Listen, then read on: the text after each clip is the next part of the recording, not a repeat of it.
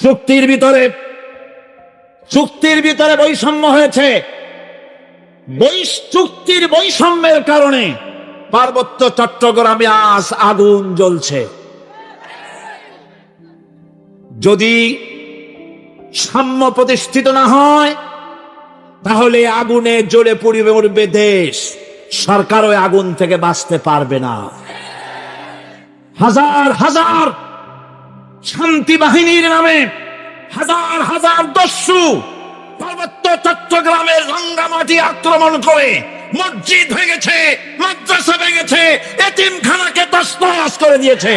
ইহুদিদেরকে লক্ষ্য করে আল্লাহ পাক বলছেন, নিজেদের জাতির সেই সব লোকদের ঘটনা নিশ্চয়ই তোমাদের মনে আছে যারা নাকি শনিবার দিনের বিধানকে অমান্য করেছিল, মাছ খেয়েছিল।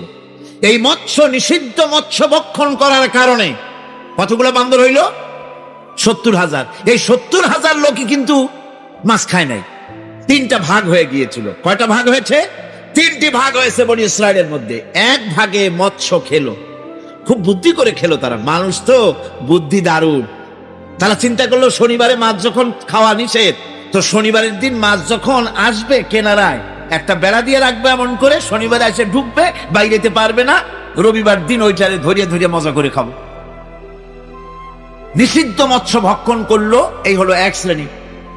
লূত আলাইহিস সালামের জামানায় যখন জমিনটাকে উল্টে দেওয়ার জন্য অর্ডার হলো, তখন ফেরেশতা বলছিল, আয় আল্লাহ, এই জমিনে তো একটা লোক আছে যে 30 বছর পর্যন্ত তোমার ইবাদত করেছে, সেই লোকটারে তো সরাবার ব্যাপারে তুমি কিছু বললা না। আল্লাহ রাব্বুল আলামিন বললেন, জমিনটা উল্টায়া ওর মাথায় আগে রাখো, ওরে শুদ্ধা জমিনটারে উল্টায় দাও। কারণ গোটা জাতি যখন আমার সঙ্গে নাফরমানি করছে, আমার নবীর সঙ্গে নাফরমানি করতেছে, তখন এরা কথা বলে নাই। এই লোক নিজের ইবাদত নিয়ে ব্যস্ত ছিল, নিজেকে জাহান্নাম থেকে বাঁচাবার চেষ্টা করেছে। গোটা জাতি জাহান্নামে যায়, সেজন্য ভুরুক্ষেপ করে নাই। তিনি বললেন, সব তুমি নিয়ে নাও। চাচা বলছে, এটাই শেষ নয়, তোমার গায়ের যে জামা আছে, পরনে লুঙ্গি আছে, এটা আমার, এটাও দিতে হবে। গায়ের জামা, পরনের কাপড়টাও খুলে দিয়ে দিল। কত চড়া দামে ইসলাম গ্রহণ করেছে, কত চড়া দাম। উলঙ্গ অবস্থায় মায়ের কাছে গিয়ে হাজির। 20 বছরের যুবককে উলঙ্গ দেখে মা 2 হাত দিয়ে চোখ ছেপে ধরেছে। বাবা, তোমার এই অবস্থা কেন? তিনি ঘটনা শোনালেন। মা বললেন, আমার কাছে কি চাও? ছেলে বলছে, মা, একটা কাপড় চোপড় কিচ্ছু একটা দাও, আমি মদিনাতুর রাসূল, মদিনায় চলে যেতে চাই, রাসূলুল্লাহর কাছে আমি যেতে চাই, আমি পাগল হয়ে গেছি, আমার একটু কাপড় দাও। মনে আছে নিশ্চয়ই, আমরা এখানে আলোচনা করতেছিলাম সূরাতুল আসর, আমরা এখানে আলোচনা করতেছিলাম। গতকাল বলেছি, গোটা পৃথিবীর সমস্ত সমুদ্র মহাসমুদ্র একত্রিত করলেও এই সূরাটির ব্যাখ্যা শেষ করা যাবে না। সাহাবায়ে কেরাম এই সূরা নাজিল হওয়ার পর একজনের সঙ্গে আরেকজনের দেখা হলে বিদায়ের সময় সূরাটি একে অপরকে শুনিয়ে দিতেন। কারণ হচ্ছে জীবনের সফলতা, জীবনে লাভবান হওয়া, জীবনের উন্নতি, সমৃদ্ধি, ব্যক্তির, পরিবারের, সমাজের, রাষ্ট্রের তথা পৃথিবীর উন্নতির কথা, প্রবৃত্তির কথা, সমৃদ্ধির কথা আল্লাহ পাক এই সূরা আসরের মধ্যে বলে দিয়েছেন।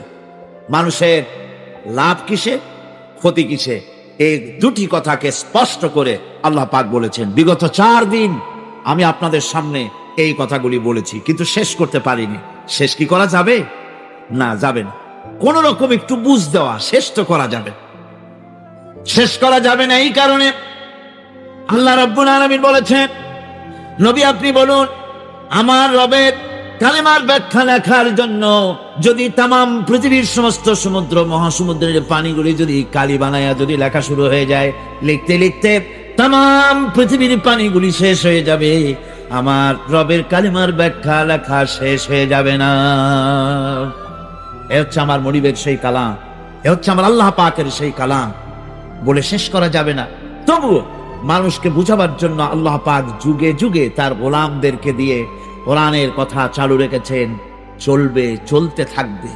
আজকে এই যে মহাসমুদ্র, এই যে জনতার ঢল, মানুষের বিশাল জনসমুদ্র, এই জনসমুদ্রের কারণ কি? এর কারণ, একথা বুঝবার মনে করার কোনো কারণ নাই যে এটার সাইদির কারণে হয়েছে। আল্লাহর কসম, এই মানুষের ঢল নেমেছে শুধুমাত্র আল্লাহ রাব্বুল আলামিনের কোরআনের জন্য। কোরআন আল্লাহ রাব্বুল আলামিন বিশ্ববাসীর জন্য শ্রেষ্ঠ নিয়ামত হিসেবে অবতীর্ণ করেছেন। এর চাইতে শ্রেষ্ঠ নিয়ামত পৃথিবীতে মানুষের জন্য আর হতে পারে না। ভাইরা আমার, সূরা আসর থেকে আমরা তেলাওয়াত করে আলোচনা শুরু করতে চাই। পৃথিবীর সমস্ত মানব মণ্ডলী, বিশ্বের সমগ্র মানব গোষ্ঠীর জীবন ব্যর্থ, ক্ষতিগ্রস্ত, বিফল। 4টে কাজ করলে হবে সফল। কয়টা কাজ? 4টি কাজ করতে পারলে সফল হবে। একটি হলো ঈমান, একটি কি? আরেকটি হচ্ছে আমলে সালেহ, নেক কাজ। ঈমান, নেক কাজ। আর একটা হচ্ছে হকের দাওয়াত দেওয়া, হক বোঝা, হকের দাওয়াত দেওয়া, সবর এখতিয়ার করা, অন্যকেও সবরের জন্য পরামর্শ দেওয়া। এই মোট 4টি কাজ। এই 4টি কাজে 2টি কথা আমি আলোচনা করে ছেড়েছি। আজকে বলবো হকের ব্যাপারটি। হক মানব গোষ্ঠীকে মহা ক্ষতি থেকে বাঁচাবার জন্য আল্লাহ পাক তৃতীয় যে পয়েন্টের কথা বলেছেন সেটা হচ্ছে হক। সেটা কুই? হক শব্দটি হচ্ছে বাতিলের বিপরীত, মিথ্যার বিপরীত, অসত্যের বিপরীত। শব্দটি কি? হক। এর অর্থ হচ্ছে সঠিক, নির্ভুল, সত্য, ন্যায়, ইনসাফ ইত্যাদি এই কথার মধ্যে এসে যায়। এর মধ্যে আল্লাহর হক এবং বান্দার হক এসে যায়। হকের দাওয়াত অর্থ হচ্ছে ঈমানদারদের সমাজ এরকম হবে না যে বাতিল মাথা উঁচু করে দাঁড়াবে আর হকপন্থীরা মাথা নিচু করে তারপরে চলবে, নাহকের বিরুদ্ধে কথা বলবে না, চুপ করে থাকবে। এটা ঈমানদার যে সমাজে বাস করে সেই সমাজের চিত্র এরকম হতে পারে না। চিত্র হবে যে সমাজে হক বাস করবে, ঈমানদারেরা বাস করবে, সেই সমাজের ভেতরে বাতিলের বিরুদ্ধে ঈমানদারেরা সোচ্চার হবে, তাদের কণ্ঠের আওয়াজ বুলন্দ হবে। কোন অসত্যকে, কোন মিথ্যাকে, কোন না হককে সে বরদাস্ত করবে না। এটাই হলো ঈমানের দাবি। এটা কিসের দাবি? দেখুন, হক থেকে যদি চুপ থাকা হয় তাহলে মারাত্মক অবস্থা হবে। হযরত দাউদ আলাইহিস সালামের জামানায় শনিবারের দিন মাছ খাওয়া নিষিদ্ধ ছিল। আছে না কোরআন শরীফে? মাছ খাওয়া নিষিদ্ধ ছিল। আল্লাহ পাকের এই নিষেধকে অমান্য করে মাছ খাইল যারা, ইহুদিদের মধ্য থেকে আল্লাহ পাক 70,000 বনি ইসরাইলকে, ইহুদিদেরকে কি বানাইছিলেন? কি বানাইছিলেন? বানর বানাই দিলেন। এখন ইহুদি গুলো যে বান্দর হয়ে গেল, এটা কোরআন শরীফে আছে কিনা? আছে কিনা? দারুন সাহেব মনে করলেন যে তো একটা মহা মুসিবতের কথা। ইহুদিরা এরা যে বান্দরের জাত, এদের মধ্য থেকে এতগুলো লোক বান্দর হইছে, আমাদের এই কলঙ্ক আমরা মেটাই কি করব? তখন ইহুদিদের সন্তান ডারউইন সে বলল, পৃথিবীর মানুষগুলি আসলে মানুষ না। আচ্ছা, মানুষটা তো কি এগুলা? এগুলা ছিল শিম্পাজি, ওরাং ওটাং, বান্দর ছিল। দেখো না, বান্দরের সাথে মানুষের কিছু মিল টিল আছে। মানুষগুলিকে তারা বান্দর বলল, ডারউইন সাহেব। এখন আমি বুঝি না যে কোনো জিনিসের সাথে কোনো জিনিসের সিমিলারিটি থাকলে এটা ওটার পূর্বপুরুষটা কি করে বলা যায়? পাবদা মাছ দেখতে তো বোয়াল মাছের মতো, নাকি বলেন? পাবদা চেনেন না বোঝায় শ্রীরঙের মানুষেরা? পাবদা দেখতে বোয়ালের মতো। কিন্তু কেউ কি কোনোদিন বলেছে যে এই পাবদারাই পুটি টুটি খাইয়া একদিন বোয়ালে পরিণত হয়ে গেছে? এটা কখনই বলা হয়। সুতরাং বানরের সাথে মানুষের মিল ডারউইন সাহেব কোথায় খুঁজে পেলেন আমি জানি না। তিনি বললেন কি, এই মানুষগুলি আসলে ছিল বাঁদর, তাদের পাছায় ছিল লেজ। তারা দাঁড়াতো গিয়ে কিসের উপরে থাকতো? ডালে ডালে ঘুরতো। তারপরে পাছায় লেজের উপরে ঘা লাগলো, এরপরে একদিন লেজ তার খসে পড়ে গেল। সেদিন থেকে এই লেজবিহীন মানুষে পরিণত হলো। আসলে মানুষ ছিল সব বান্দর। নউজুবিল্লাহ মিন যালিক। কয় বোতল খাইয়া এরকমের মত উনি প্রকাশ করেছিলেন, আল্লাহ ভালো জানে। কোরআন শরীফে এই ঘটনাটা আল্লাহ পাক উল্লেখ করেছেন। আল্লাহ রাব্বুল আলামিন বলেন, ইহুদিদেরকে লক্ষ্য করে আল্লাহ পাক বলছেন, নিজেদের জাতির সেই সব লোকদের ঘটনা নিশ্চয়ই তোমাদের মনে আছে, যারা নাকি শনিবার দিনের বিধানকে অমান্য করেছিল, মাছ খেয়েছিল। এই মৎস্য নিষিদ্ধ মৎস্য ভক্ষণ করার কারণে কতগুলো বান্দর হইল? 70,000। এই 70,000 লোকই কিন্তু মাছ খায় নাই। 3টা ভাগ হয়ে গিয়েছিল। কয়টা ভাগ হয়েছে? 3টি ভাগ হয়েছে বনি ইসরায়েলের মধ্যে। এক ভাগে মৎস্য খেলো, খুব বুদ্ধি করে খেলো তারা। মানুষ তো বুদ্ধি দারুণ। তারা চিন্তা করলো শনিবারে মাছ যখন খাওয়া নিষেধ, তো শনিবারের দিন মাছ যখন আসবে কেনারায় একটা বেড়া দিয়ে রাখবে, এমন করে শনিবারে এসে ঢুকবে, বাইরে যেতে পারবে না। রবিবার দিন ওইটারে ধরিয়ে ধরিয়ে মজা করে খাবো। নিষিদ্ধ মৎস্য ভক্ষণ করলো, এই হলো এক শ্রেণী। 2 নম্বরে মাছ খায়ও নাই, নিষেধও করে নাই কাউকে। 3 নম্বরে মাছ খায় নাই, বরং আল্লাহর এই নিষিদ্ধ ব্যাপারটি জানাই দিয়েছে, খবরদার আল্লাহ নিষেধ করেছেন মৎস্য খেও না। তাহলে কয়টা ভাগ হলো? 3টি ভাগ। রব্বুল আলামিন ইহুদিদের মধ্য থেকে যারা নিষিদ্ধ মৎস্য, নিষিদ্ধ দিনে মৎস্য যারা ভক্ষণ করলো তাদেরকে, আর যারা মাছ খায় নাই, নিষেধও করে নাই, এই 2 শ্রেণীকে একত্রিত করে সবগুলারে গোষ্ঠী শুদ্ধা রাতারাতি বানর বানাইয়া দিলেন। তার অর্থ কি? এর দ্বারা বোঝা গেল হক কথা বলতে হবে। অন্যায় চুপ করে যদি সহ্য করেন, অন্যায় যে করে আর অন্যায় যে সহে, দুজনই কি? দুজনই সমান পাপী। আপনাকে নিষেধ করতে হবে, অন্যায়ের বিরুদ্ধে আপনাকে কথা বলতে হবে। লূত আলাইহিস সালামের জামানায় যখন জমিনটাকে উল্টে দেওয়ার জন্য অর্ডার হলো, তখন ফেরেশতা বলছিল, আয় আল্লাহ, এই জমিনে তো একটা লোক আছে যে 30 বছর পর্যন্ত তোমার ইবাদত করেছে, সেই লোকটারে তো সরাবার ব্যাপারে তুমি কিছু বললা না।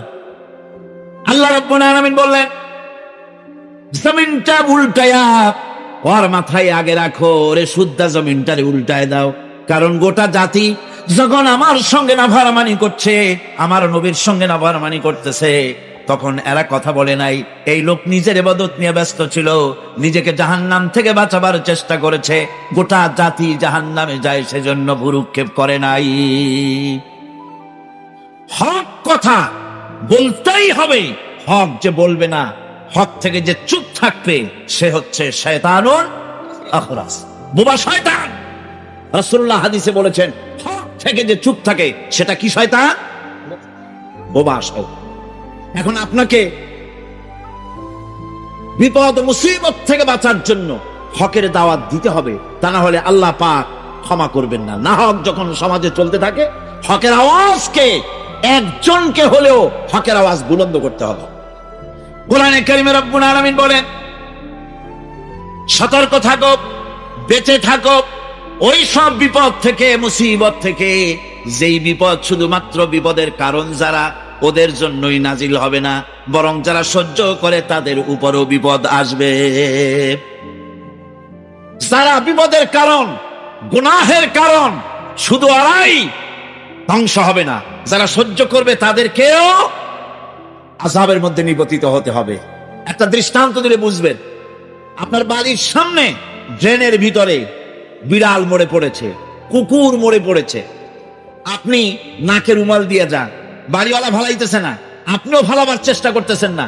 এখন এইটা পচে গলে দুর্গন্ধ হয়ে পরিবেশ নষ্ট করে দেবে। তখন এই মরা কুকুরটার দুর্গন্ধে শুধু বাড়িওয়ালাই অসুস্থ হবে না আশেপাশের লোকেরা অসুস্থ হবে? বলেন আপনারা, সবাই অসুস্থ হয়ে পড়বে। সুতরাং বাড়িওয়ালা যদি না ফেলায়, আপনার দায়িত্বে আপনাকে ফেলতে হবে। অন্যায় যেখানে উঠবে সেখানেই তাকে নির্মূল করতে হবে। এটা হলো উম্মতে মুহাম্মাদীর দায়িত্ব।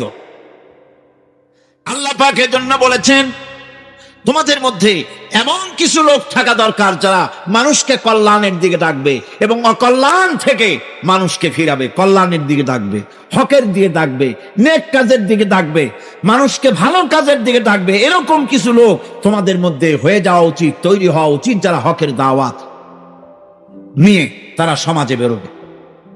কারণ মুসলমানেরা হলো আমাদের সম্পর্কে আল্লাহ পাক বলেছেন তোমরা হচ্ছে শ্রেষ্ঠ জাতি। আমরা কি জাতি? আমরা যে শ্রেষ্ঠ জাতি সে কথা বলার মতো হিম্মত এখন আমাদের আর নাই, যার জন্য আপনারা আওয়াজ দিলেন যা শোনাই গেল। মুসলমানেরা কি জাতি? খাইরে উমাম, ইমামে আকওয়াম। পৃথিবীর ভিতরে সমস্ত জাতি সমূহের ভেতরে শ্রেষ্ঠ জাতি কারা? আরো জোরে বলুন।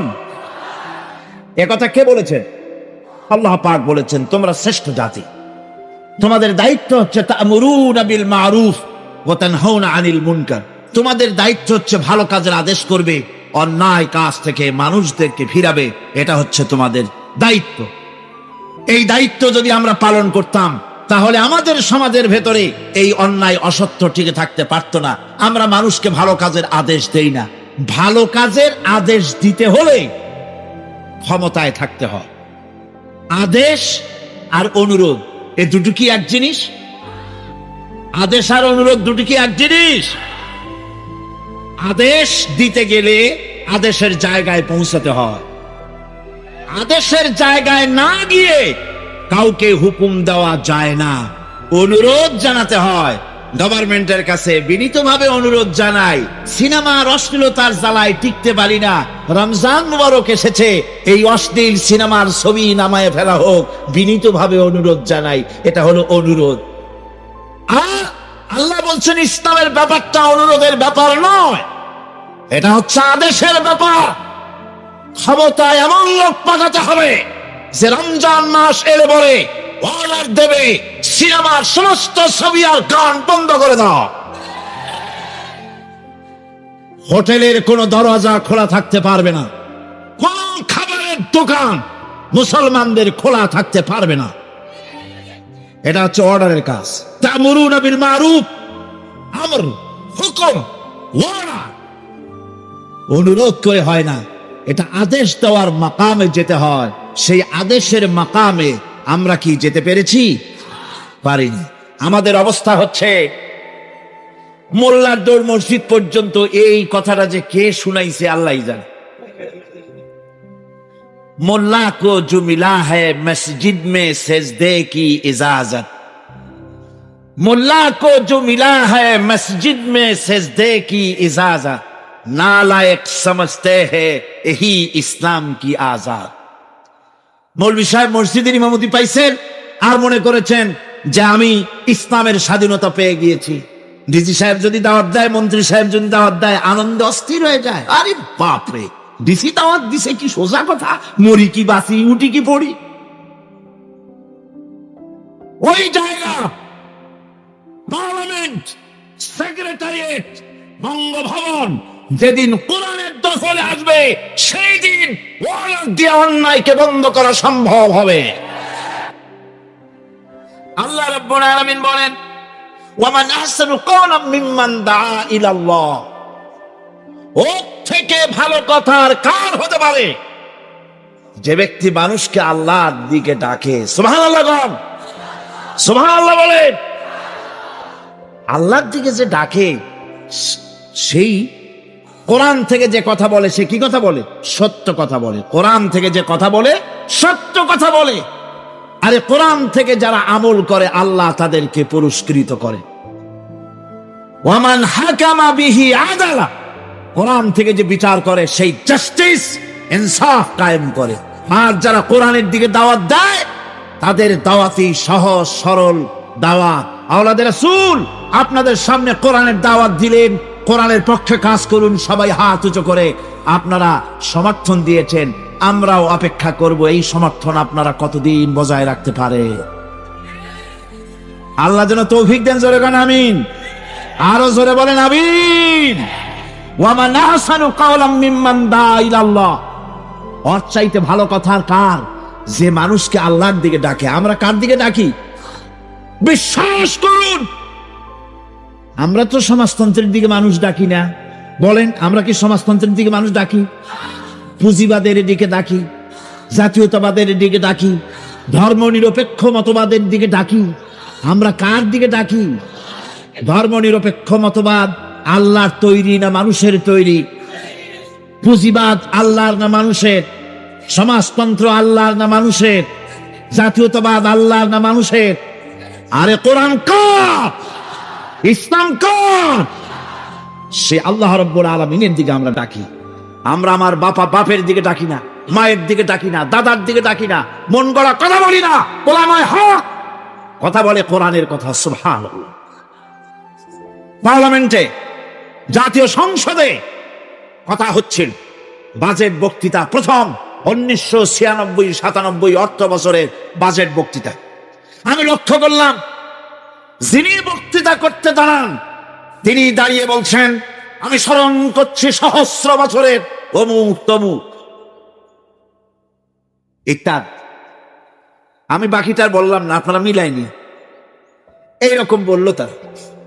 আমি অবাক হলাম, আরে 12 কোটি মুসলমানের দেশ, সেই দেশের পার্লামেন্টে দাঁড়িয়ে মুসলমান সদস্য বক্তৃতা শুরুই করতেছে, আমি স্মরণ করি অমুকের। আহা, আমার আল্লাহর নাম কেউ নেয় না। আমার যখন সময় এসে গেল, আমি যখন ফ্লোর পেলাম,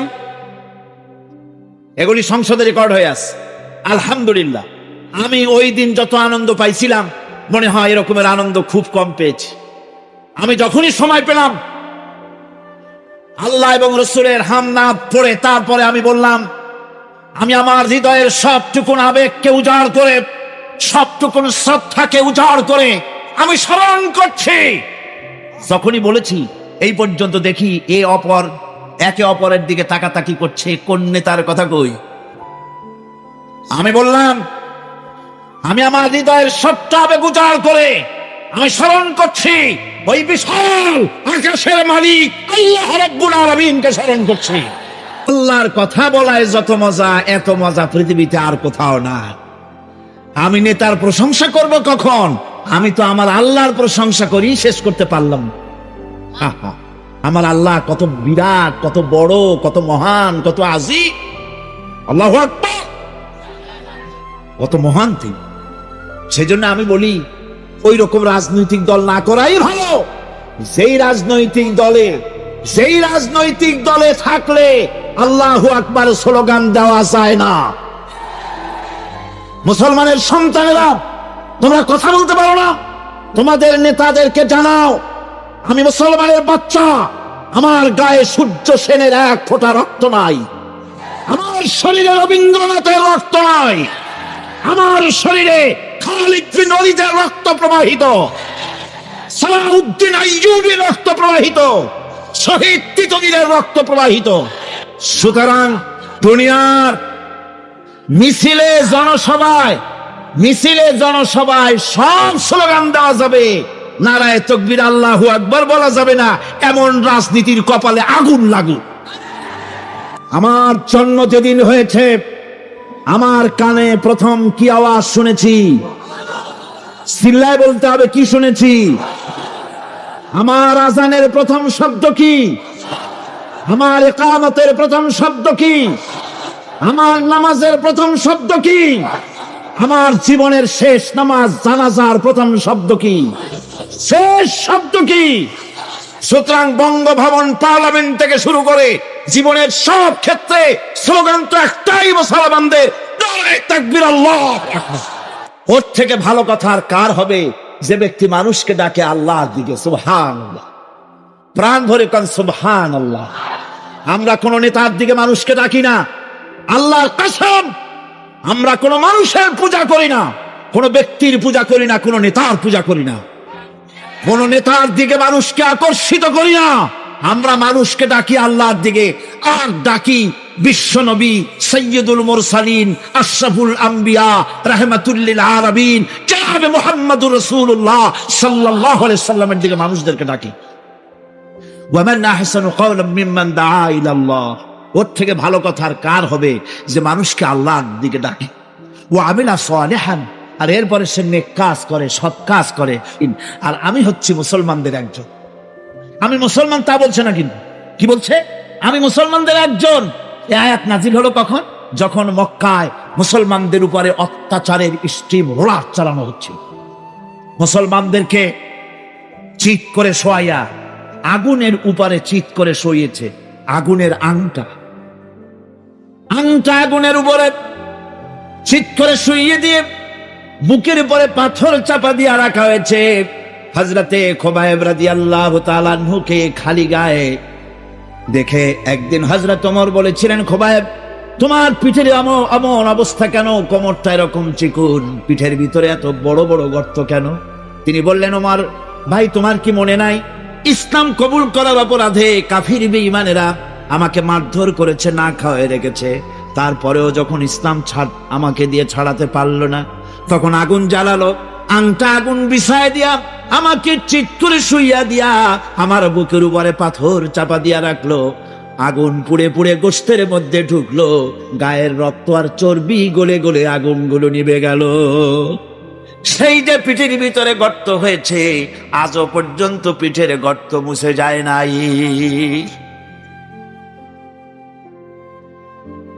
আল্লাহ পাক বলছেন, ওয়াকালা ইন্নানী মিনাল মুসলিমিন।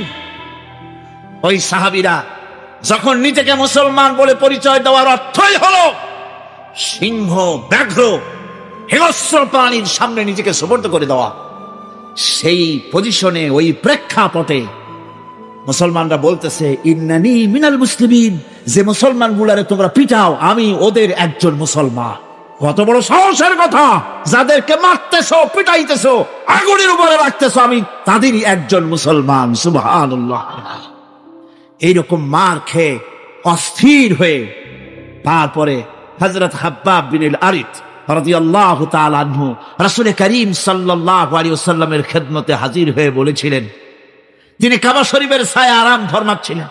হযরত হাব্বাব বিন আরিত সেখানে গিয়ে বললেন, হে রাসূল, আপনি কি আমাদের জন্য দোয়া করবেন না? আমরা তো শেষ হয়ে গেলাম। হুজুর বললেন, হুজুর উঠে বসলেন আর বললেন, দেখো, তোমরা এখনই ব্যস্ত হয়ে গেল। এখনই ব্যস্ত হলে তোমাদের আগে যারা দিন প্রতিষ্ঠিত করতে এখানে এসেছিল, তাদেরকে কাফেররা তাদেরকে ধরতো, তাদের জন্য গর্ত খনন করত, তারপরে তার মধ্যে কোমর পর্যন্ত দাবাই দিত। সুম্মা ইউতা বিল মানশাব ফায়ুদাউ আলা রাসিহি ফায়ুজালু নিসাইন। এরপরে করাত মাথার উপরে রেখে জীবিত মানুষটাকে করাত দিয়ে চিরে দুই টুকরা করে ফেলে দিত। মা ইয়াসুদ্দুহু যালিকা আন দীনে। এত বড় অত্যাচার করেও মুসলমানদেরকে আল্লাহর দ্বীনের রাস্তা থেকে এক চুলও সরাই দিতে পারে না। আল্লাহর নামে কসম করে বলছি, এমন এক সময় আসবে যখন মানুষেরা যাতায়াত করবে, সুন্দরী রমণীরা যাবে, সওদাগরেরা যাবে, টাকা নিয়ে পয়সা নিয়ে চলাফেরা করবে। লা ইয়াখাফু ইল্লাল্লাহ।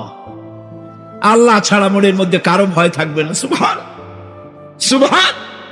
আল্লাহ ছাড়া কারো ভয় অন্তঃকরণে থাকবে না। এরকম সময় আসবে, ওয়ালাকিন্নাকুম তাস্তাজিলুন। আসলে তোমরা বড্ড তাড়াহুড়ো করছো। এত তাড়াহুড়ো করো না, অপেক্ষা করো। আমি নবী কসম করছি, এমন সময় আসবে। রাসূলুল্লাহ ওয়াদা করেছিলেন। সেরকম সমাজ আসছিল না আসে না? আসছিল কিনা জোরে গণ? আসছিল। আল্লাহ পাক বলছেন, হকের দাওয়াত দিতে হবে। আর এই দাওয়াত দিতে গিয়ে কিছু পরোয়া করা যাবে না। এই দাওয়াত দিতে গেলে বিপদ আসবে, মুসিবত আসবে, কষ্ট হবে, রক্ত দিতে হবে, জীবন দিতে হবে। তার উপরে ইসলামের রাষ্ট্রের প্রাসাদ নির্মাণ হবে। এই শহরে বড় বড় বিল্ডিং আছে না? আছে কিনা? এই বিল্ডিং গুলির কাছ থেকে আপনি হেদায়েত নিতে পারেন। বিল্ডিং এর কাছ থেকে হেদায়েত নেবেন কি? বিল্ডিং এর কাছ থেকে হেদায়েত নেবেন বিল্ডিং তৈরি করতে গিয়ে কিছু ইট ভেঙ্গে চুড়ে টুকরা টুকরা হয়ে মাটির তলে যেতে হয়েছে নাকি হয় নাই? মাটির তলে যে ইটগুলি গেল, সেই ইটেরা যদি বলতো আমরা মাটির তলে যাব না, আমরা উপরে থাকবো, যাতে করে বার্জারের রং আমার গায়ে লাগবে, এটা যদি বলতো, তাহলে বিল্ডিং কি তৈরি হইতে পারতো? বিশাল একটা বিল্ডিং, 100 তলা বিল্ডিং তৈরি করতে গিয়ে শত সহস্র ইটকে টুকরা টুকরা হয়ে মাটির তলায় মাদফুন হতে হয়েছে। তার উপরে বিল্ডিং এর ফাউন্ডেশন হয়ে গেল, তার উপরে বিরাট বিল্ডিং দাঁড়ায় গেল। ইসলামের বিল্ডিং যদি বানাতে চাই, ইসলামের রাষ্ট্রের ইমারত যদি করতে চাই, আপনার মতো আমার মতো হাজারো লাখো মানুষকে শহীদ হয়ে মাটির তলায় চলে যেতে হবে। এরকম শাহাদাতের উপরে ভিত্তি করে ইসলামের ইমারত গড়বে, নইলে হবে না। শাহাদাতের তামান্না দিলের মধ্যে থাকতে হবে। আছে আপনাদের শাহাদাতের তামান্না? আছে। বুখারী শরীফে এসেছে, মক্কা শরীফে আব্দুল উজ্জা 20 বছরের যুবক, 20 বছরের যুবক ইসলাম কবুল করার জন্য পাগল, কিন্তু চাচা ইসলাম কবুল করে না বলে করতে পারছেন। চাচার অধীনে আছে, এতিম মানুষ, বাড়ি নাই, ঘর। চাচ্ছিল চাচা যদি ইসলাম কবুল করে আমিও করব। যখন নাকি রাসূলুল্লাহ হিজরত করলেন, আব্দুল উজ্জা বলতেছে, ও চাচা, মুহাম্মদুর রাসূলুল্লাহ সাল্লাল্লাহু আলাইহি ওয়াসাল্লাম আখিরি জামানার পয়গম্বর, এটা আপনি মানেন কিনা? চাচা বলছে, আমার তো তাই মনে হয়। তাহলে ইসলাম কবুল করবেন নাকি? তিনি বললেন, না, ইসলাম আমি কবুল করব না। আব্দুল উজ্জা বলছে, আমি দীর্ঘদিন অপেক্ষা করতেছিলাম আপনি ইসলাম কবুল করবেন বলে। আপনি যখন করবেন না, আপনি সাক্ষী থাকেন, আমি আমার কথা ঘোষণা করে দিলাম, আমি মুসলমান হয়ে গেলাম। চাচা বলছে, এই কালেমা পড়ার অর্থ কি তুমি জানো? বলে, না, জানি না। এর অর্থ হচ্ছে, তোমাকে আমি যা দিয়েছি, বাড়ি ঘর টাকা পয়সা উট ঘোড়া, সব আমাকে ফিরায় দাও। তিনি বললেন, সব তুমি নিয়ে নাও। চাচা বলছে, এটাই শেষ নয়, তোমার গায়ের যে জামা আছে, পরনে লুঙ্গি আছে, এটা আমার, এটাও দিতে হবে। গায়ের জামা পরনের কাপড়টাও খুলে দিয়ে দিল। কত চড়া দামে ইসলাম গ্রহণ করেছে, কত চড়া দাম। উলঙ্গ অবস্থায় মায়ের কাছে গিয়ে হাজির। 20 বছরের যুবককে উলঙ্গ দেখে মা 2 হাত দিয়ে চোখ ছেপে ধরেছে। বাবা, তোমার এই অবস্থা কেন? তিনি ঘটনা শোনালেন। মা বললেন, আমার কাছে কি চাও? ছেলে বলছে, মা, একটা কাপড় চোপড় কিচ্ছু একটা দাও, আমি মদিনাতুর রাসূল, মদিনায় চলে যেতে চাই, রাসূলুল্লাহর কাছে আমি যেতে চাই, আমি পাগল হয়ে গেছি, আবার একটু কাপড় দাও। একটা সেরা কম্বল দেওয়া হলো। এই কম্বলটা দিয়ে তিনি পরলেন ঠিকই, কিন্তু হাঁটু ঢাকলেন। এই অবস্থায় বহু কষ্ট করে মদিনা মুনাওয়ারায় পৌঁছে গেলেন। রাসূলুল্লাহর সঙ্গে দেখা হল। হুজুর দেখলেন উদ্ভ্রান্ত যুবক, মাথার চুলগুলো এলোমেলো, চেহারায় ক্ষুধার্তের ছাপ। জিজ্ঞেস করলেন, তুমি কে? তিনি বললেন, আমি আব্দুল উজ্জা, আমি মুসলমান হয়েছি। তোমার এই অবস্থা কেন? তিনি ঘটনা শুনালেন যে আমার লুঙ্গিটাও আনতে পারি নাই মায়ের কাছ থেকে, মাও আমার গরিব, তার কাছ থেকে কোন ক্রমে এই সব ছেঁড়া কাপড়টা নিয়ে এসেছে। হুজুর বললেন, তোমার নাম আব্দুল উজ্জা নয়, তোমার নাম আব্দুল্লাহ জুলবাজাদাইন। তিনি কাপড়ের ব্যবস্থা করলেন, আসহাবে সুফফার কাছে তার দায়িত্ব দিয়ে দিলেন, আর বললেন, একে কোরআন শরীফ শিখাও। আসহাবে সুফফার ভিতরে থেকে তিনি কোরআন শিখতে লাগলেন। কোরআন শরীফ চিল্লায় চিল্লায় তিনি পড়তেন। সাহাবায়ে কিরাম অভিযোগ করলেন, হে আল্লাহর রাসূল, আব্দুল্লাহ চিৎকারে আমাদের ঘুম নষ্ট হয়ে যায়, নামাজেও ডিস্টার্ব হয়, সে যখন এত চিৎকার দিয়ে তেলাওয়াত করে। নবীজি বললেন, সাহাবীরা, আব্দুল উজ্জার কোনো ব্যাপারে বিরক্ত হয়েও না, তাকে বেশি করে চিল্লাইতে দাও, জোর করে তেলাওয়াত করতে দাও, কারণ তার ঈমান আনার পেছনে বড় দাম দিতে হয়েছে, বড় কষ্ট করে ঈমান এনেছে, পরনের লুঙ্গিটা পর্যন্ত আনতে পারে নাই, তাকে প্রাণ ভরে তেলাওয়াত করতে দাও। ইত্তাবসরে তাবুকের যুদ্ধের দামামা বেজে উঠলো।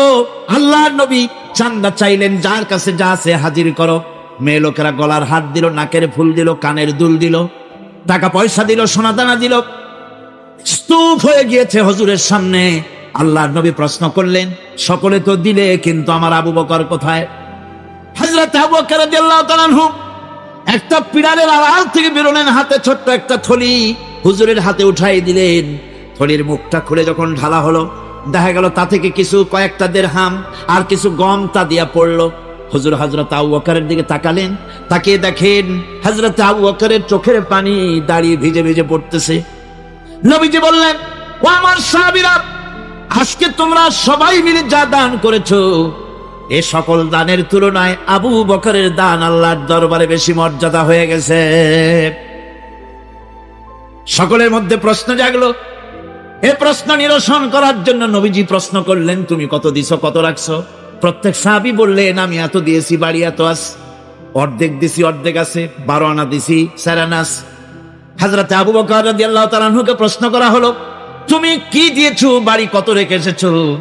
হযরতে সিদ্দিক আকবর রাদিয়াল্লাহু তাআলা আনহু বলছেন, ইয়া রাসূলুল্লাহ, আল্লাহ পাকের কসম করে বলছি, আমি আবু বকরের ঘরে জাগতিক সম্পদ বলতে যা বুঝায় আল্লাহর নবীর কদম মোবারকে উৎসর্গ করে দিয়েছি।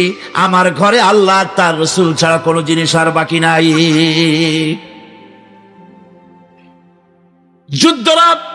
যুদ্ধের জন্য রওনা হয়ে গেলেন 30,000 সৈন্য নিয়ে। আল্লাহ নবী তাবুকের যুদ্ধের দিকে রওনা হলেন। রোমকদের সঙ্গে যুদ্ধ হবে। হযরতে আব্দুল্লাহ পিছন থেকে হুজুরের কাছে এসে দাঁড়ালেন, বললেন, ইয়া রাসূলুল্লাহ, এই জিহাদের জন্য সকলে চাঁদা দিল, টাকা দিল, সোনা দিল, পয়সা দিল, আমি কিছুই তো দিতে পারলাম না। আমি আপনার কাছে দোয়া চাই, আপনি দোয়া করেন, এই তাবুকের প্রান্তরে গিয়ে আমি যেন আমার জীবনটা দিয়া যেন আমি এই চাঁদা দিতে পারি, এই জিহাদের জন্য যেন আমার শাহাদাত আল্লাহ রাব্বুল আলামিন মঞ্জুর করে নেন। নবীজি দাঁড়ালেন, একজনকে অর্ডার দিলেন, গাছের একটা বাকল নিয়ে আসো। গাছের একটা বাকল আনা হলো। নবীজি নিজ হাতে আব্দুল্লাহর হাতে বাকলটা বেঁধে দিয়া বললেন, আল্লাহ, আব্দুল্লাহর রক্ত আমি কাফেরদের জন্য হারাম করে দিলাম। হযরত আব্দুল্লাহ চিৎকার করে কেঁদে উঠলেন, ইয়া রাসূলুল্লাহ, আমি চাইলাম শাহাদাতের জীবন, আর আপনি আমার রক্ত কাফেরের জন্য হারাম করতে চাইলেন আল্লাহর কাছে। আমার মনের আশা তো পূরণ হলো না। নবীজি বললেন, আব্দুল্লাহ, এখন যদি তোমার মউত হয়, জ্বরেও যদি তুমি ঘরে বসে মরো, আল্লাহ রাব্বুল আলামিন তোমার শাহাদাতের দরজা নসিব করে দিবেন।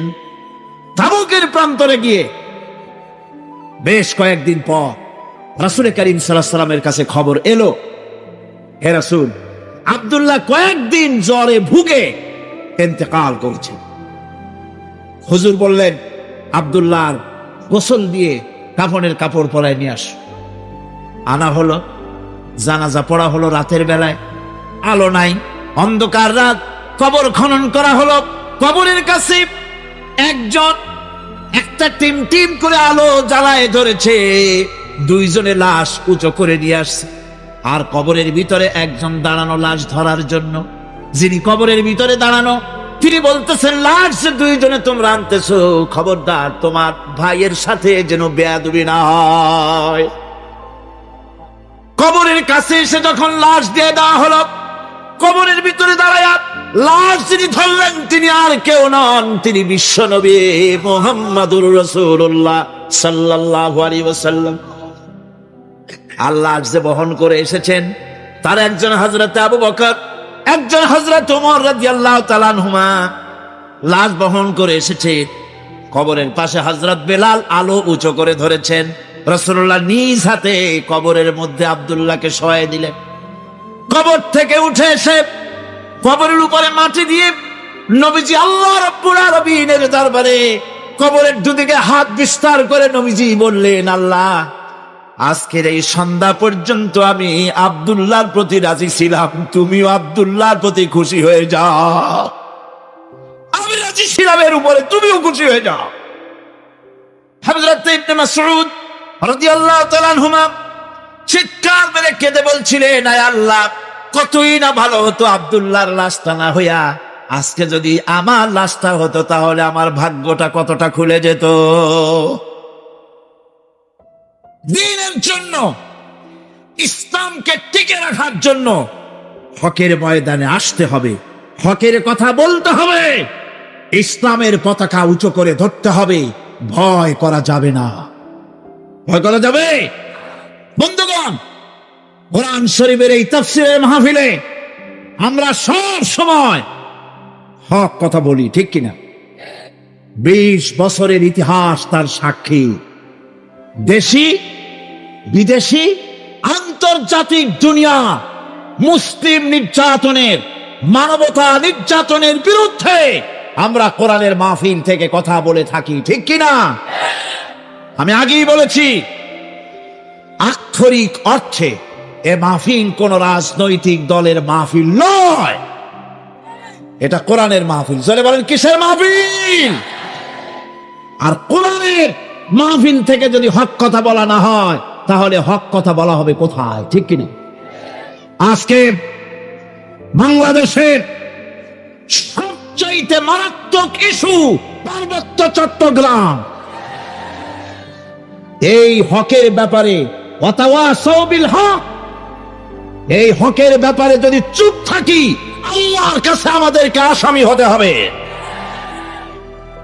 বহু কষ্টের বিনিময় বাংলাদেশকে স্বাধীন করা হয়েছিল এই জন্যে যে আমরা এ দেশবাসী দল মত জাতি ধর্ম নির্বিশেষে, এলাকা নির্বিশেষে আমরা সকলে অধিকার ভোগ করব, স্বাধীনতার সুফল ভোগ করব।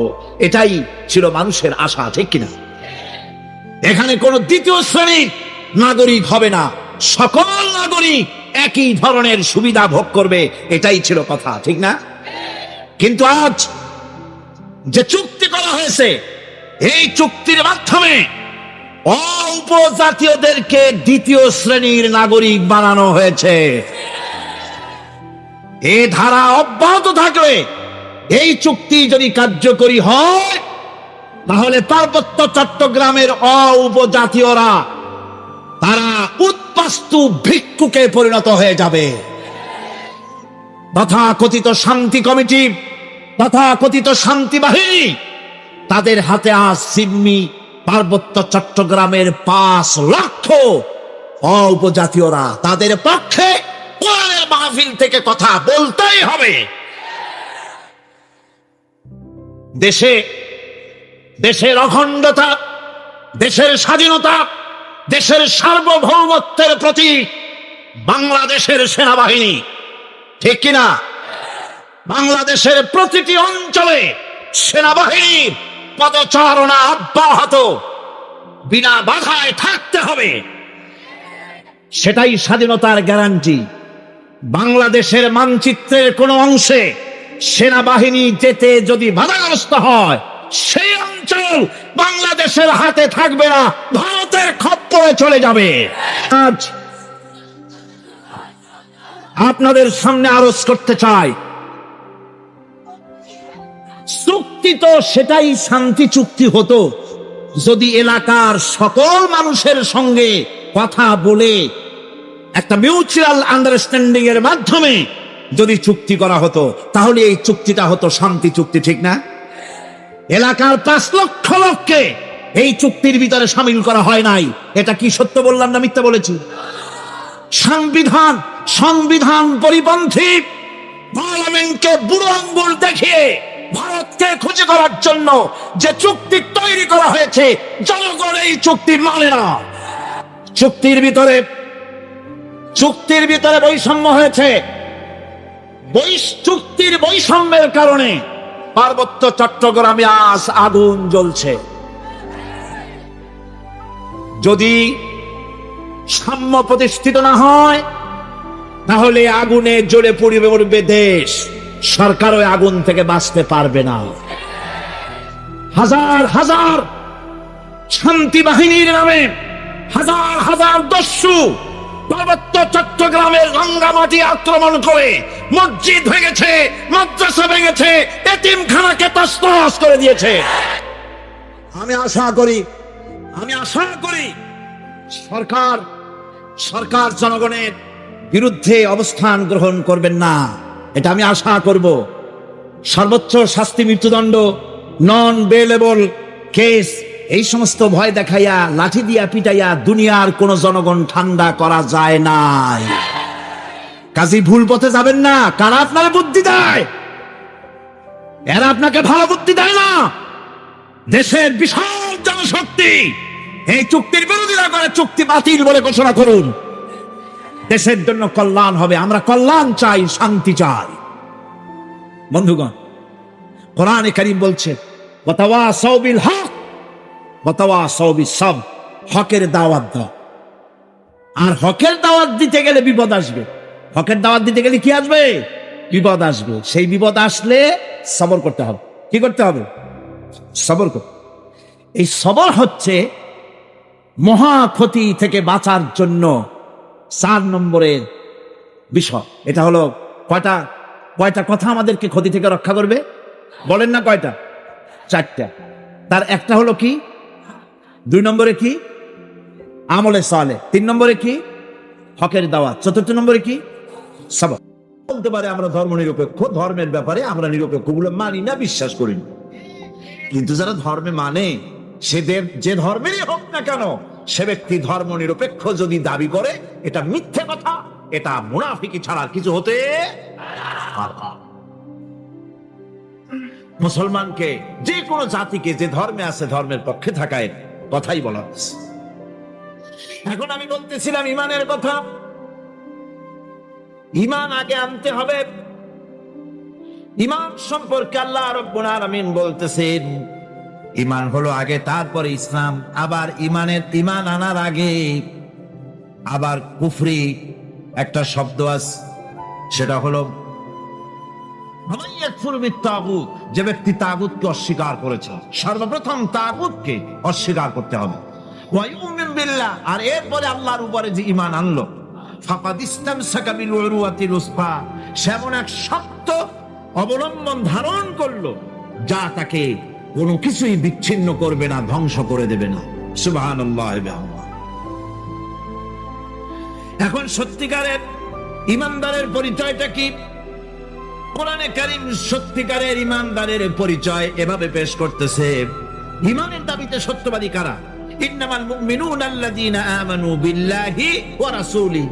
সত্যিকারের মুমিন তো তারা যারা নাকি ঈমান এনেছে আল্লাহর উপর এবং রাসূলের উপরে। এই ঈমান আনার পর সুম্মা লাম ইয়ারতাবু, এরপরে কোন সন্দেহে সে নিপতিত হয় নাই, কোন সন্দেহ তার মনের মধ্যে জায়গা পায় নাই, আর সে আল্লাহর রাস্তায় জিহাদ করেছে মাল দিয়ে, জান দিয়ে। উলাইকা হুমুস সাদিকুন, এরাই হলো ঈমানের দাবিতে সত্যবাদী। সুম্মা লাম ইয়ারতাবু, অতঃপর এক বিন্দু সন্দেহ মনের মধ্যে জায়গা দেয় নাই। অর্থাৎ ঈমান আনছি কার উপরে? আল্লাহর উপরে। কার উপরে?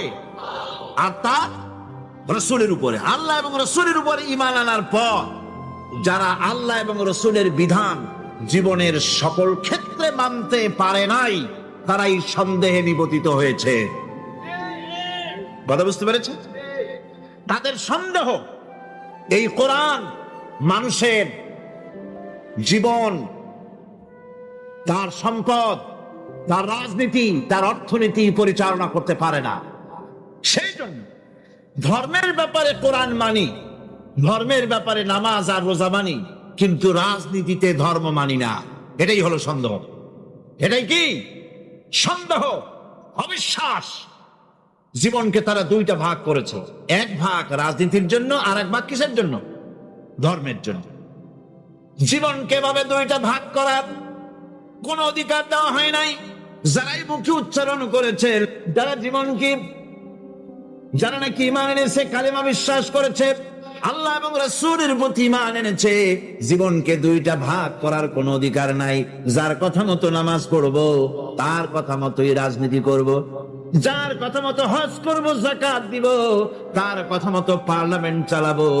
যার কথা মতো হজ করব, যাকাত দিব, সেজদা দিব, তার কথা মতোই বঙ্গভবন আর সেক্রেটারিয়েট চালাবো।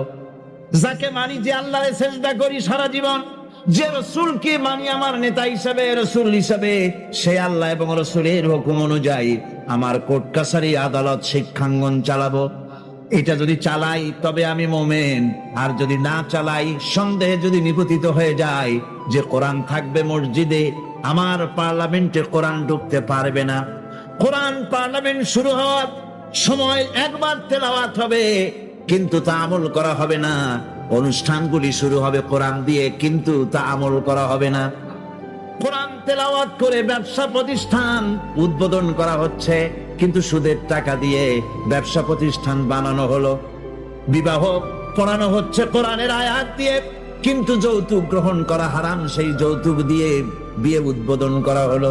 এমনি সকল ক্ষেত্রে নাফরমানি করে যে ইমানের দাবি করলো, এই ইমান ইমান নয়, এর নাম মুনাফিকি। এই মুনাফিকি থেকে বাঁচতে হবে। সন্দেহের দানা বাঁধলে চলবে না, বিশ্বাস করতে হবে আমার এই কোরআনের নাম সংবিধান, এই কোরআন দিয়া পার্লামেন্ট চলবে। চলবে না? চলবে না? চলবে। আমি এ যাবৎকালীন যত বক্তব্য রেখেছি পার্লামেন্টে, আমার অধিকাংশ বক্তব্য আমি কোরআন দিয়ে হাদিস দিয়ে বলেছি, আলহামদুলিল্লাহ।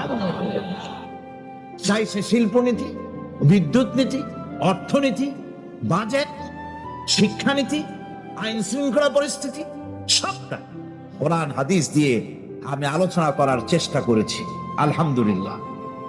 আমার এলাকার মানুষের কাছে আমার এটা ওয়াদাও ছিল, নির্বাচনকালীন ওয়াদা। আমি এই ওয়াদা করি নাই যে আপনারা আমাকে ভোট দেন, আমি আপনাদেরকে মুটকির মতো বিশাল রসগোল্লা বানায় দেব, গরুর গাড়ির চাকার মতো জিলাপি বানায় দেব, এইসব কথা বলিনি। রাস্তা দেব, ঘাট দেব, কলেজ দেব, এগুলো বলিনি। আমি বলেছি আমাকে যদি আপনারা ভোট দেন, তাহলে এ যাবৎকাল কোরআনের যেই কথাগুলি মাঠে আর ময়দানে বলেছি, এবার এই কথাগুলি আমি পার্লামেন্টে বলতে চাই। আপনারা যদি ভোট না দেন, পার্লামেন্টে যত বড় পীর হোক, মৌলানা সাহেব হোক, কথা বলতে পারবে না। আপনাদের ভোটটা দরকার। আমার জনগণ, আমার এলাকার পিরোজপুরবাসী, আলহামদুলিল্লাহ, তারা জান বাজি রেখে আমাকে ভোট দিয়েছে। বিগত 50 বছরের ভেতরে ওই সেন্টার থেকে, ওই সিট থেকে কোন মুসলমান ভোটের মাধ্যমে নির্বাচিত হয়ে পার্লামেন্টে যেতে পারেন নাই। এটা একটা প্রথম ইতিহাস। মানুষেরা, আমি কাবাধব গত রমজান মোবারকে কাবা শরীফে ছিলাম, মক্কা শরীফে ছিলাম। আল্লাহর ঘর ধরে আমি দোয়া করেছি যে আল্লাহ, পার্লামেন্টে আমাকে যারা কথা বলার সুযোগ করে দিল, আমার এলাকার এই মানুষগুলিকে তুমি একবার তোমার এই ঘর দেখার তৌফিক দিয়ে দিও। যেহেতু তাদের প্রচেষ্টাই আমি পার্লামেন্টে কথা বলতে পেরেছি, এবং প্রথম দিনেই শিরকের দুর্গে আঘাত করেছি। বলেছি মাথা ঝুঁকানো স্পিকার সাহেব আপনার সামনে চলবে না। মুসলমান কেবলমাত্র মাথা নত করবে আল্লাহ রাব্বুল আলামিনের সামনে, আপনার সামনে নয়। যে আমার এই উপলব্ধি হয়েছে, উপলব্ধি আগেও ছিল, আমি এখন বুঝতে পারি ভালো করে, পার্লামেন্ট হচ্ছে সেই জায়গা যেখানে বসে গোটা জাতির ভাগ্যকে সুপ্রসন্ন করা যায়, হতভাগ্য দূর করে দিয়ে মানুষের জীবনকে সুখী সমৃদ্ধশালী করা যায়। পার্লামেন্টে বসে, ওটা হলো সেই জায়গা, দুটোই করা যায়। ওখানে বসে গোটা জাতিকে অশান্তির আগুনে দাউ দাউ করে জ্বালানো যায়, ওখানে বসে ব্যবসায়ীদের সর্বনাশ করা যায়। এই পার্লামেন্টে বসে আইন পাশের মাধ্যমে গোটা জাতির ভাগ্যকে বদলে দিতে পারে। মুহূর্তের ভিতরে সে আইনটা হবে কোরআনের আইন। কিসের আইন? এটা যদি পার্লামেন্টে এই আইন পাশ হয়, গোটা জাতির ভাগ্য বদলে যাবে, নইলে ভাগ্য বদলাবার সম্ভাবনা নাই। ইমানের কথা বলছি। ইমান দুই প্রকার, এক প্রকার হলো ধর্মীয় ইমান, আর এক প্রকার হলো পার্থিব ইমান। ধর্মীয় ইমান মানে হচ্ছে আল্লাহ পাকের উপরে বিশ্বাস, পরকালে বিশ্বাস, কিতাবে বিশ্বাস, নবীতে বিশ্বাস, আর আখেরাতে জবাবদিহিমূলক ইমান, যা দিয়ে মানুষ নিজের চরিত্র গঠন করে, এটা হলো ধর্মীয় ইমান। আর একটা হলো পার্থিব ইমান। ধর্মীয় ইমান হচ্ছে, পার্থিব ইমান হচ্ছে যেখানে কোনো চরিত্র নাই, দিন নাই, ইমান নাই, পরকালে জবাবদিহির কোনো চিন্তা নাই, এটা হলো পার্থিব ইমান। ধর্মীয় ইমানে লোকেরা আল্লাহ এবং রাসূলকে বিশ্বাস করে, আর পার্থিব ইমানে, ধর্মীয় ইমানে আল্লাহ হচ্ছেন একজন। কয়জন? ইলাহ, ইলাহ, ইলাহ, ইলাহ কে? আল্লাহ। ইলাহ হচ্ছেন এক, ইলাহ এক, আল্লাহ এক, আল্লাহ এক এবং একক। আল্লাহ হচ্ছেন এক, একক। ধর্মীয় ইমানে যারা বিশ্বাসী, তারা আল্লাহ রাব্বুল আলামিনকে এক হিসাবে জানে, আর যারা পার্থিব ইমানে বিশ্বাসী তাদের ইলাহ হতেছে চারজন, তাদের খোদা হচ্ছে চারটা। কয়টা খোদা? চারটি। চারটি মাবুদ তাদের। এই চারটি খোদা কি তারা চারটি মাবুদের ইবাদত করে তারা চলে। তাদের প্রথম মাবুদ হচ্ছে, তাদের বড় খোদা হচ্ছে তাদের দেশ, তাদের জাতি। তারা দেশের জন্য, জাতির জন্য দেহ, মন, প্রাণ, সম্পদ সব উজাড় করে দিতে পারে, কিন্তু আল্লাহ রাব্বুল আলামিনের সামনে একটা সেজদা দিতেও নারাজ। দেশের জন্য তারা সব করতে পারে, দেশের মহব্বতে সব করতে পারে, কিন্তু আল্লাহর জন্য কিছু করতে পারে না। এই দেশ তারে কে বানাইলেন? কে বানিয়েছেন? আল্লাহ রাব্বুল আলামিন। এ দেশের সুখ, শান্তি, সমৃদ্ধি, সম্পদ কে দিয়েছে? সে আল্লাহ পাকের কথা মনে থাকে না।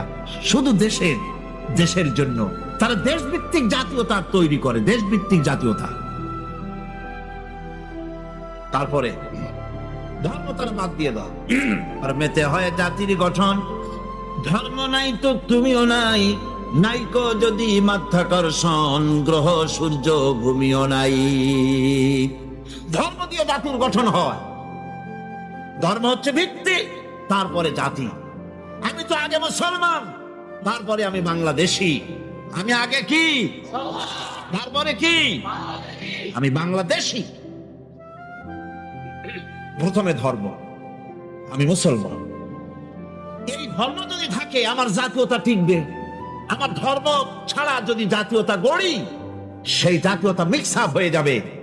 সেখানে আমার স্বাতন্ত্র্য, আমার অস্তিত্ব, আমার স্বকীয়তা বজায় থাকবে না। যেমন মাধ্যাকর্ষণ, ল অফ গ্রাভিটেশন আছে বলে চন্দ্র, সূর্য, গ্রহ, নক্ষত্র সব টিকে আছে, ঠিক কিনা? মাধ্যাকর্ষণ যদি না থাকে, গ্রহ, উপগ্রহ, নক্ষত্র, সৌররাজি, solar system, whole solar system, galaxy, Milky Way, পৃথিবী, যা কিছু আল্লাহ সৃষ্টি করেছেন সব ধ্বংসস্তূপে পরিণত হয়ে যাবে। আল্লাহ পাক এটাকে মাধ্যাকর্ষণ শক্তির মাধ্যমে এটাকে টিকায় রেখেছেন। এটা আল্লাহর কুদরত। এরকম অসংখ্য মাধ্যাকর্ষণ বানিয়েছেন। শুধু পৃথিবীর মাধ্যাকর্ষণ নাই, অন্যান্য গ্রহগুলিরও মাধ্যাকর্ষণ আছে, একটা আর একটাকে ধরে রাখার জন্য।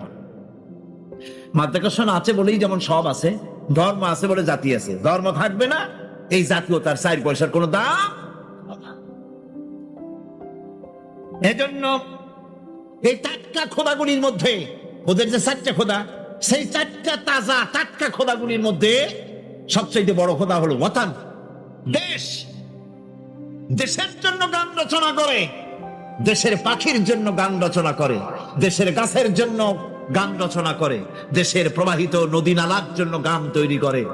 কিন্তু এই সৌন্দর্য যিনি সৃষ্টি করলেন সেই আল্লাহর নামে একটা অক্ষরও লিখতে রাজি না।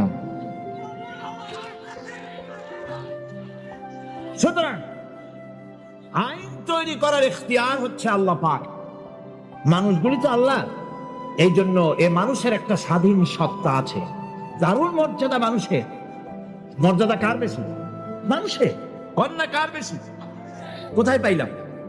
এই যে এখানে আছে, আল্লাহ নিজেই বলেছে। আল্লাহ রাব্বুল আলামিন বলেন, আদম সন্তানকে আমি মর্যাদা দিয়েছি, সম্মানিত করেছি, সব থেকে সম্মানিত করেছি আদম সন্তান এই মানুষগুলিকে, আর সব থেকে সুন্দর করে বানাইছি আমি মানুষগুলিরে। সুবহানাল্লাহ। এত সম্মান দিলাম আল্লাহ পাক মানুষকে, এত সম্মান দিলেন। এই সম্মানিত জীব, এই মানুষগুলিকে রব্বুল আলামিন যত খাবার দিলেন, কোন খাবার খোলা দেন নাই। যত খাবার দিয়েছেন সম্মানিত মেহমান বলে খাবারগুলো ঢেকে ঢেকে দিলেন। মেহমানের সামনে খোলা খাবার দেওয়া কোন ভদ্রতা? না, ভদ্রতা নয়। সম্মানিত মেহমান আল্লাহ পাকের মানুষগুলি। এই জন্য কলা দিলেন প্যাকেট করে, আম দিলেন প্যাকেট করে, কাঁঠাল দিলেন প্যাকেট করে, আনারস দিলেন কভার করে, ডালিম, বেদানা, আনার দিলেন প্যাকেট করে। যত খাবার দিলেন সব ঢেকে ঢুকে আল্লাহ পাক বান্দার সামনে হাজির করে দিলেন। তুমি আমার সৃষ্টির সেরা। আল্লাহ পাক যা বানিয়েছেন তার মধ্যে শ্রেষ্ঠ সৃষ্টি কে? সুতরাং সৃষ্টি করেছে আমি। এ মানুষগুলি আইন মানবে আল্লাহ পাকের। ইনিল হুকমু ইল্লা লিল্লাহ, আইন চলবে কার? একমাত্র আল্লাহ রাব্বুল আলামিনের। সেই আইন মানলেই শান্তি হবে, নইলে শান্তি পাওয়া যাবে। 2 নম্বরের পার্থিব ইমানদার, এই মানে বিশ্বাসী যারা, তাদের মাবুদ হলো দেশের আইন। আর 3 নম্বরে তাদের মাবুদ হলো তাদের নিজের নফস, প্রবৃত্তি, মন চাহি জিন্দিগি যাপন করে। মন যেদিকে চায় সেদিকে চলো, চলো হাওয়া হায় জিধার কা, যেদিকের বাতাসের দিকে খুশি সেই দিকে চলো। আছে না একরকম মানুষ যারা বলে হুজুর মসজিদে যখন যাই খুবই ভালো লাগে, আবার সিনেমায় গেলেও খারাপ লাগে না, মিলাদ শরীফ যখন পড়ি তখনও মজা লাগে, আবার যখন কীর্তন শুনি তাও কিন্তু খারাপ লাগে না, ওয়াজ মাহফিল আসলেও ভালো লাগে, আবার গান শুনতে গেলেও মোটেও খারাপ লাগে না। এই সব মানুষগুলি সম্পর্কে শায়ের বলতেছেন, মসজিদে যাই নামাজ পড়ো আর পানশালায় গিয়া 1 গ্লাস পান করে আসো, যাতে আল্লাহ খুশি থাকে আর শয়তান বেটাও যেন নারাজ না হয়, ওরে একটু খুশি টুশি রাখো। এই চিন্তা, নিজের নফস এবং প্রবৃত্তিকে খুশি করা। ইট, ড্রিঙ্ক এন্ড বি মেরি, খাও পান করো ফুর্তি করো, নো ফুর্তি নো চিন্তা। দুনিয়া কা মজা লে লো, দুনিয়া তোমারি হ্যায়। এই কয়েকদিনের দুনিয়া, এখানে তো থাকবো না, আমরা সবাই চলে যাব। এই বেলা ভাই মদ খেয়ে নাও, কাল নিশীতের ভরসা কই, চাঁদনি জাগিবে যুগ যুগ ধরি, আমরা তো আর রব না সই। সুতরাং যাওয়ার আগে জনমের মতো ঢালো, পাইকারি দরে খাও। এই নফস এবং প্রবৃত্তিকে খুশি করে তারা, আল্লাহকে ভয় করে না।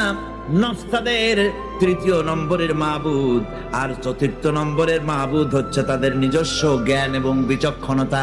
নিজেদেরকে জ্ঞানের হাড়ি তারা মনে করে, বুদ্ধির ঢেকি মনে করে, আমার চাইতে বুদ্ধিমান আর কে আছে। উলট পালট করে দেমা লুটে পুটে খাই, সে মনে করে আমি সব আমার বুদ্ধি দিয়ে সব টাইট করব, কেউ আমার ঠেকাইতে পারবে না। কাকের অভ্যাস, কাক চিটাগাঁয়ে কি বলে? কাউয়া।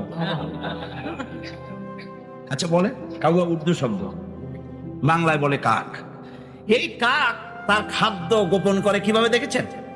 আমি ছোটবেলায় দেখছি। কোথা থেকে খাদ্য নিয়ে আসলো চুরি করে, বা যে কোনো কায়দায় খাবার আনলো, খাবার এনে সে চালের মধ্যে অথবা কোনো তার গোপন জায়গায় ওটাকে গুজে রাখার সময় চোখ বন্ধ করে রাখে। তার ধারণা কেউ দেখলো না, চোখ বন্ধ করে রাখছে। এই সমস্ত বুদ্ধির ঢেকিগুলি তারা মনে করে নিজের জ্ঞানের উপরে তুষ্ট, আমার থেকে বুদ্ধিমান আর কে আছো। বুদ্ধিজীবী বুদ্ধি বেঁচে খায়। সুতরাং আমি তার নিজস্ব বুদ্ধি এবং বিচক্ষণতা এগুলি কি চূড়ান্ত মনে করে এর পেছনে তারা লেগে থাকে। এটা হচ্ছে তাদের 4র্থ নম্বরের মাবুদ। এখানে সত্য এবং সততার কোনো বালাই নাই, এখানে ন্যায় বিচার এবং ন্যায় নিষ্ঠা পরোপকারিতার কোনো বালাই নাই।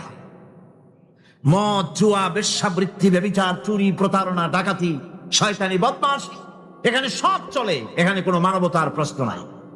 এই 4টি খোদায় তারা বিশ্বাসী, যারা নাকি পার্থিব ইমানে ইমানদার। আর যারা ধর্মীয় ইমান ইমানদার তারা হচ্ছেন আল্লাহ এবং পরকালে বিশ্বাসী।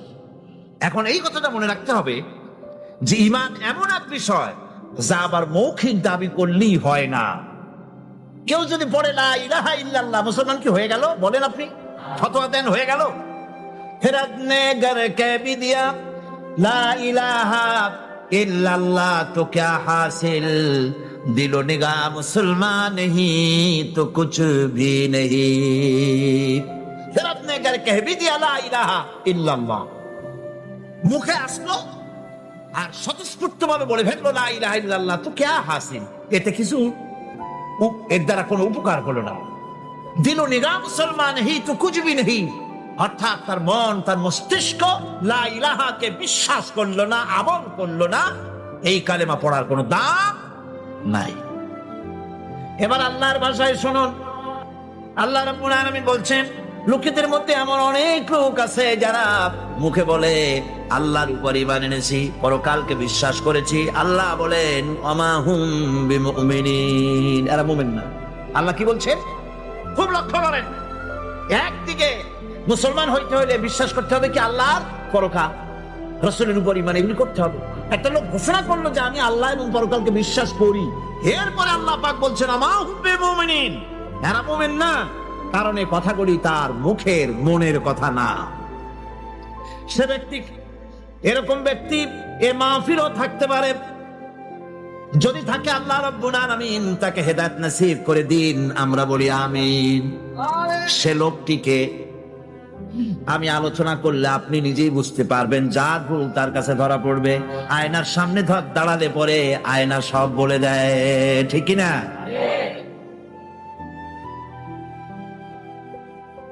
সেই ব্যক্তি, যে ব্যক্তি নাকি কালেমা পড়ে, নামাজ পড়ে, আবার ব্যবসায়ী হলে ওজনে কম দেয়, খাদ্যে ভেজাল দেয়, মানুষের সঙ্গে প্রতারণা করে, টাকা নিয়ে ফেরত দেয় না, ওয়াদা খেলাপ করে, চুরি করে, ডাকাতি করে, জেনা করে, সুদ ভিত্তিক ব্যাংকের থেকে টাকা তুলে ব্যবসা করে, সুদের ব্যবসা করে, ঘুষ দেয়, জেনা করে, আর একদিকে নামাজ পড়ে, সময় হলে আবার হজ করে আসে। এরকম মানুষ আছে না নাই? এই ধরনের মানুষগুলি ইহরামের কাপড় পরে, হজের নিয়ত করে, সিজদায় পা রেখে যখন বলে আয় আল্লাহ, প্রভু হাজির, প্রভু আমি হাজির, হে আমার রব, তোমার গোলাম হাজির। বান্দা বলে আয় আল্লাহ, গোলাম হাজির। গায়েব থেকে আওয়াজ আসে, আল্লাহর পক্ষ থেকে বলা হয়, বান্দা বলছে আমি উপস্থিত মাবুদ, আর মাবুদ বলছে আমি তোমার উপস্থিতিকে গ্রহণ করলাম না। তুমি বলছো হাজির, আমি বলছি তুমি অনুপস্থিত, তোমার উপস্থিতি আমি গ্রহণ করলাম না। কারণ তুমি যে টিকিট করে আসছো ওইটা হারাম টাকা, যে রামের কাপড় পরেছো ওইটা হারাম টাকা দিয়ে কেনা, মক্কা মদিনায় যে খরচ করবে, তাবুতে থাকবে, বাস ভাড়া দেবে, যা খাবে, জায়নামাজ কিংবা তসবিহ কিংবা মার্কেটিং করার জন্য যে টাকা আনছো, সব হারাম। তোমার গায়ের গোশত হারাম, তোমার গায়ের রক্ত হারাম। হারামকে পেটটারে সাইজ মতো বানাইছো, এরকম করে হারামের টাকা দিয়া হজ করতে এসেছো, তোমার উপস্থিতি আমি গ্রহণ করলাম না। নাউজুবিল্লাহ। সুতরাং মুমিনের দাবি করলেই হবে না, ঈমানের দাবি করলেই হবে না, কাজে তা প্রমাণ করতে হবে।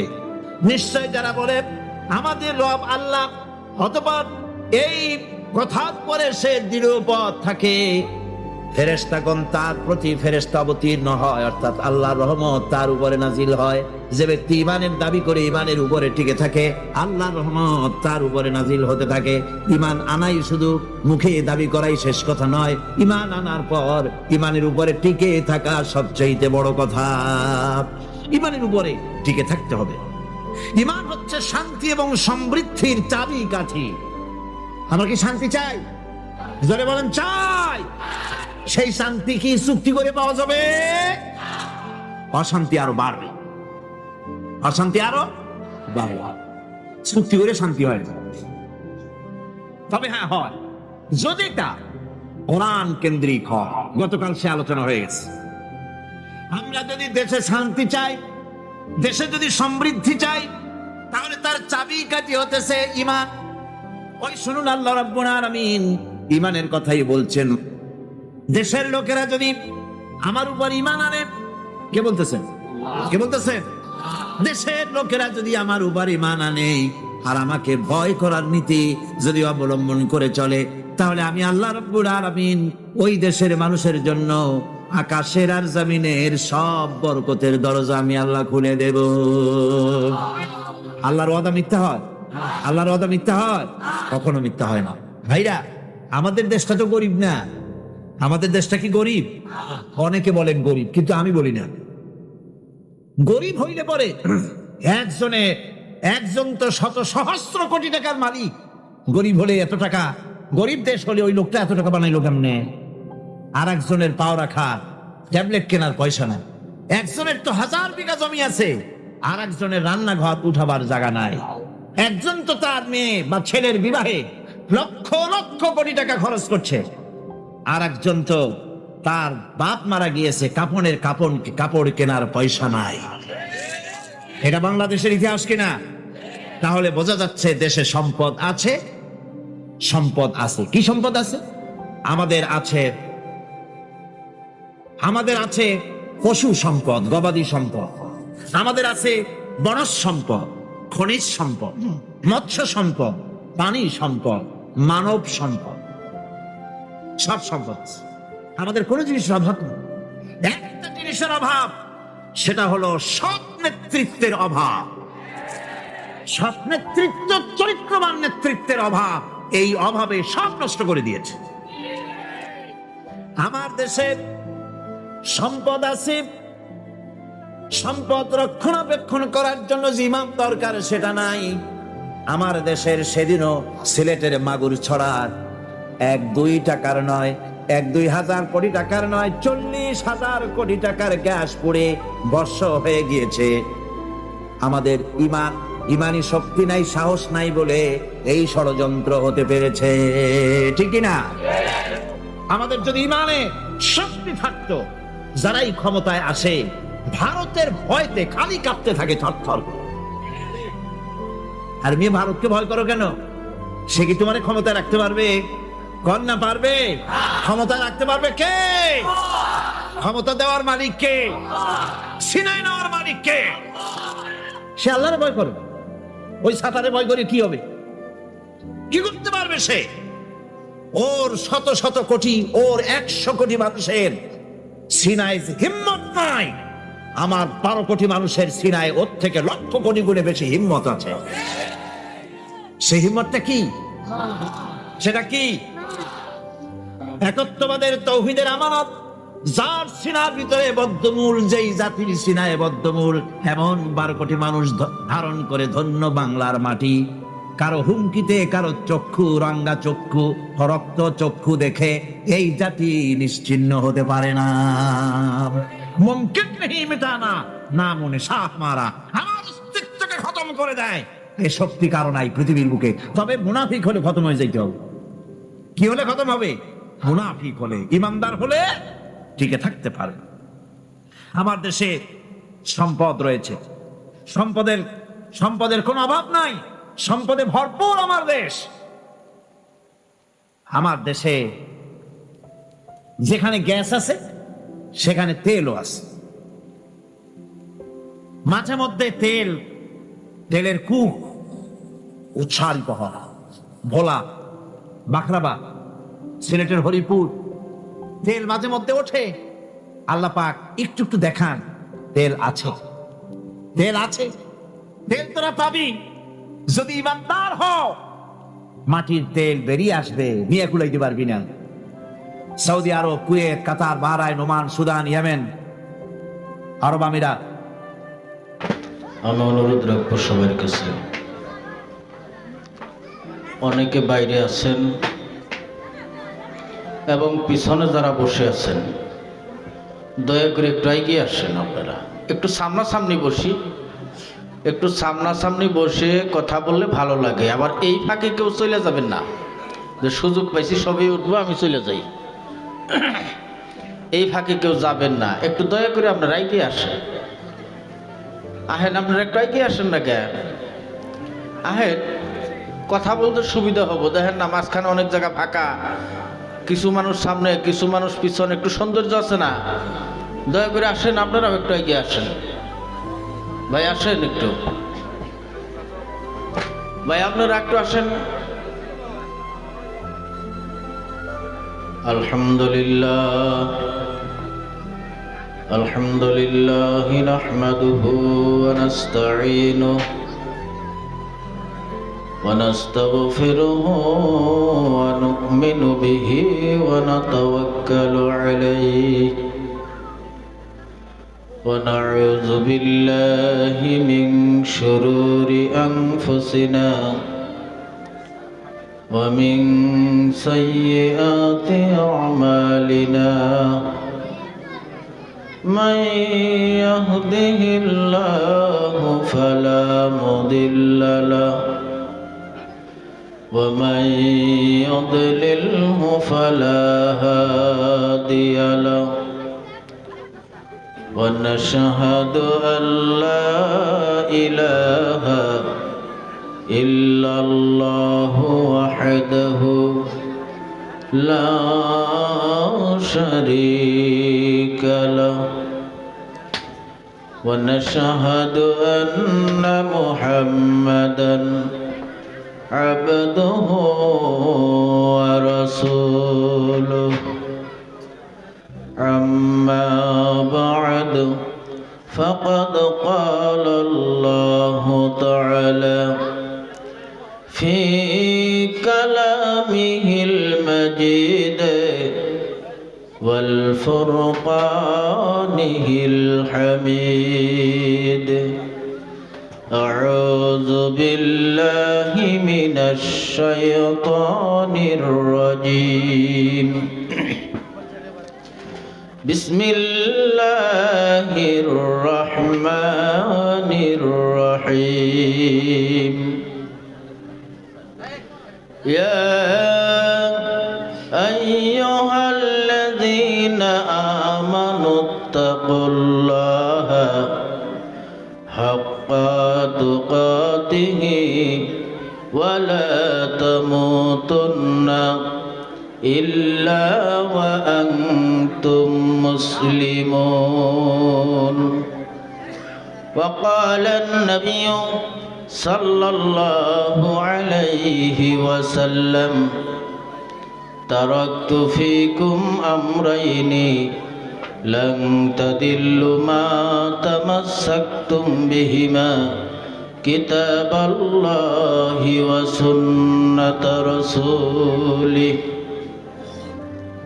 وقال الله تعالى في شان حبيب إن الله وملائكته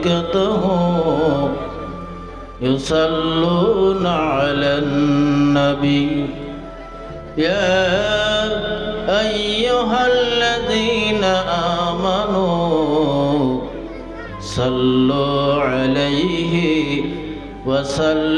وسلموا تسليما اللهم صل على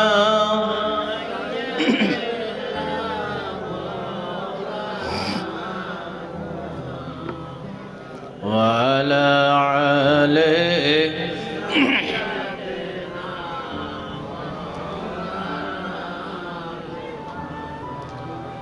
यूसुफ के देखे जुलेखा पागल यूसुफ के देखे जुलेखा पागल रसूल के देखे खादीजा